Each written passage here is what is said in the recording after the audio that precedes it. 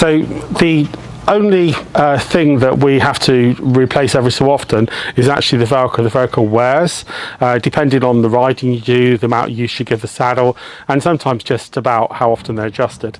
But the good thing is it's very easy to replace. Obviously, you can get us guys out to do this, but we're trying to sort of make sure that you can do this for yourself if you so wish. So we can either do the Velcro's normally gone either on the panel or the underneath of the saddle. It's just a matter of sort of finding out which is the correct one to do, but we're going to do both today. So there's the panel. The panel comes in 3 different sizes. The measurement is like the longest measurement along here, diagonal measurement. It comes out roughly 22 inches, which are small panels, 23 inches, which are medium panels, and these, which are 24-inch panels.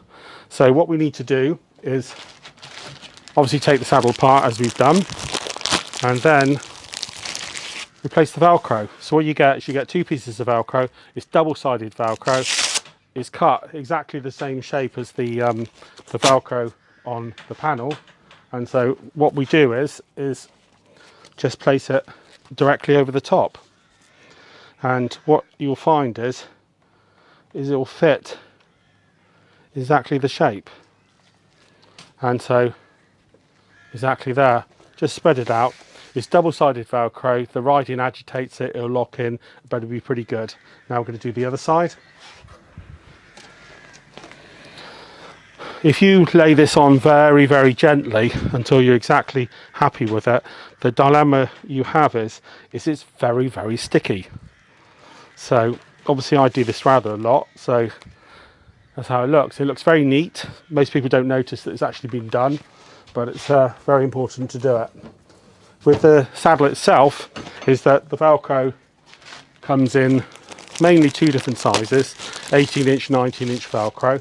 This one here is I think 19-inch, but all that happens is, again, it feels roughly the shape. The difference with this Velcro is that there's actually holes in that, because on a Velcro plate on a saddle there's 2 screws at the front, 2 screws at the back, and if you can see that, there's actually I'll stand back so you can see there's holes here. We don't need to use all the holes. Normally what I do is just use the screw here and the screw at the back. These won't always be in the same place because there's a multitude of saddles, but the front ones probably will be. So just get a Phillips screwdriver, take the screw out.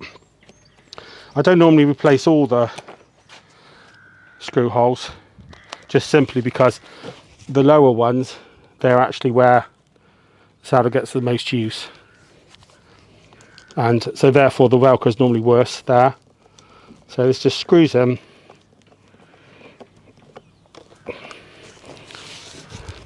and then this one at the back here, the actual hole's in the wrong place, so all I do is take the screw out there, and then I just make myself a little hole and refasten it in that side.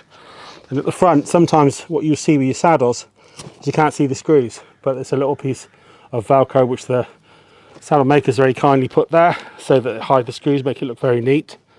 And we just need to take those off. They're only there for decoration, and you can't see them because the screws are normally covered with the discs. Then in this side,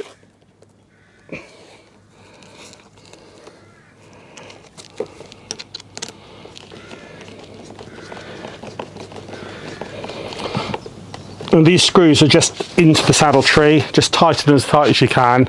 Don't get carried away, but the thing is, like, they'll stay there, and what they'll do is the disc normally sits here, and if you don't put the screw in, sometimes the Velcro will flap. What this does is ensures that it won't do that. And then Velcro done.